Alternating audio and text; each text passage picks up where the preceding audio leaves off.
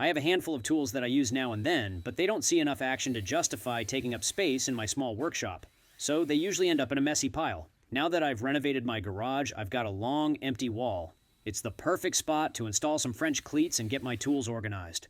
Hey there, I'm Scott. Thank you for stopping by. I'm the owner of sawsonskates.com, where I share easy woodworking plans and space-saving workshop solutions. As I mentioned, I decided to build a French cleat wall in my garage to store tools I don't always need in my workshop. The first tool holder I made was this simple, sturdy shelf. I designed it with my hand planer, belt sander, and Kreg Jig 720 in mind. I bought the hand planer and belt sander for a couple of projects, but have only used them once or twice, so it doesn't make sense to have them taking up valuable space in my shop. While I build nearly all of my projects with pocket hole joinery, and the 720 has many great features, I found a few drawbacks. It's too tall to fit in my storage cabinets without rearranging the shelves. Speaking of height, at 5 foot 4 inches, yes, I'm short, the jig's tall clamping mechanism forces me to drill above my shoulder level, which can be a pain if I have a lot of pocket holes to make. These are just my observations. I know most owners love their 720, but I prefer to drill pocket holes with my old K5 or 520 pocket hole jigs. My only regret is that I didn't build a fourth shelf for my Kreg crosscut station. I primarily use it for quick cuts in my backyard or a buddy's house when I don't have access to my miter saw, so it doesn't need a permanent spot in my shop. I'll leave a link for the French Cleat tool shelf plan in the description box below, or you can search French Cleat tool shelf on my site, sawsonskates.com.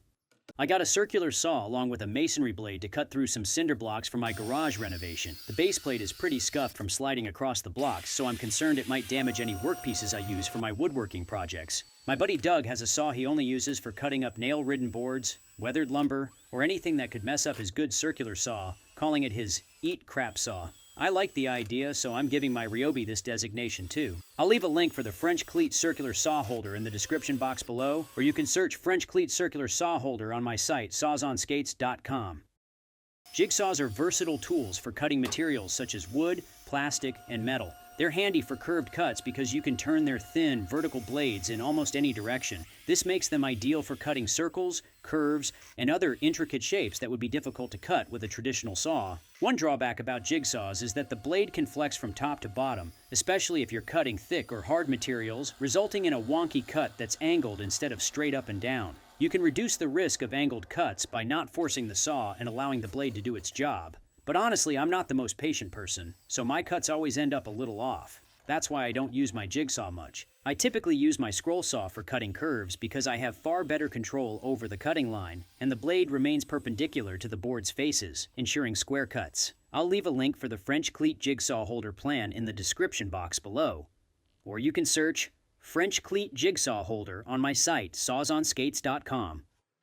I've read that some woodworkers feel the Kreg ripcut isn't precise, but I've always had good luck with mine. The ripcut attaches to your circular saw, allowing you to make straight, accurate, and repeatable cuts in plywood, MDF, and other sheet goods. I've used it to rip melamine for cabinets, beadboard for the backs of furniture projects like my printer stand, and plywood for my French Cleat wall. I don't frequently work with sheet goods, but my ripcut is usually my go-to tool when I do. While you can detach your saw from the guide after each use, I typically keep them together, handling quick cuts with my cordless circular saw instead.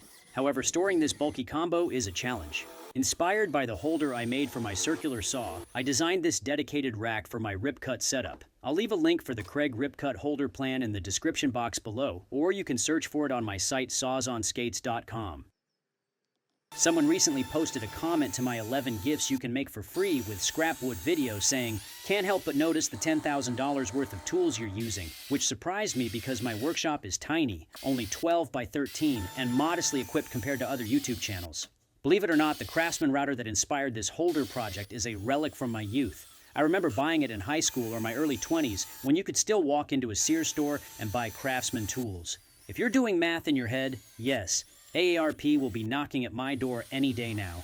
I've upgraded since buying my Craftsman. My go-to is now my DeWalt trim router. As a short woodworker with smaller hands, its lighter weight, compact size, and ease of use make it perfect for the tasks I often tackle, such as adding coves, roundovers, and chamfers to the edges of boards. I'll leave a link for the router holder plan in the description box below, or you can search French Cleat router holder on my site, sawsonskates.com.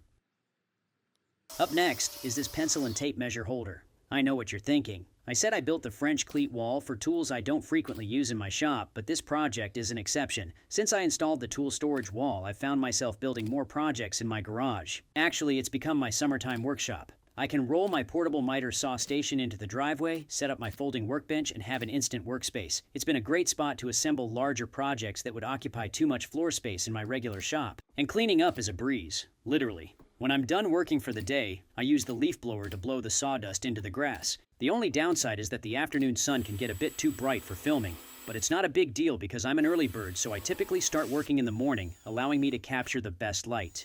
I'll leave a link for the miter saw station, folding workbench, and pencil and tape measure holder in the description box below, or you can search for them on my site, sawsonskates.com.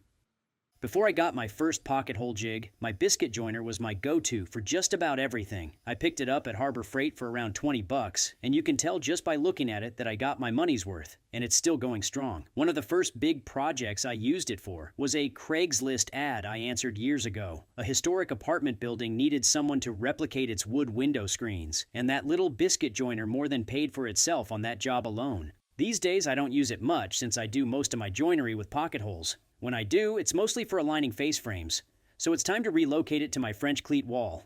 I'll leave a link for the biscuit joiner holder in the description box below, or you can search biscuit joiner holder on my site, sawsonskates.com.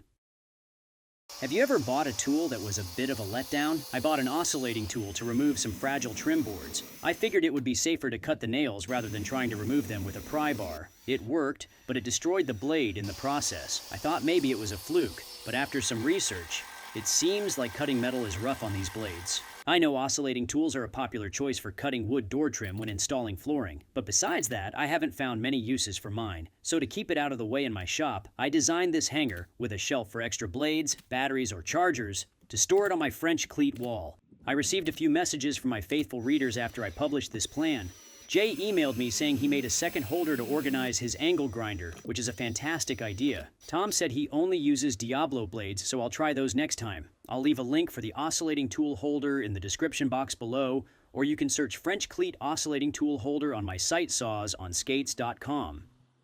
A mouse sander, sometimes called a detail sander, is designed to tackle hard-to-reach areas like corners, edges, and intricate curves. I bought mine thinking it would be great for a few projects, but I've only used it once or twice. I used it once to smooth the inside edges of my antique-inspired wooden sled and my church-style Christmas card holder, but that's about it.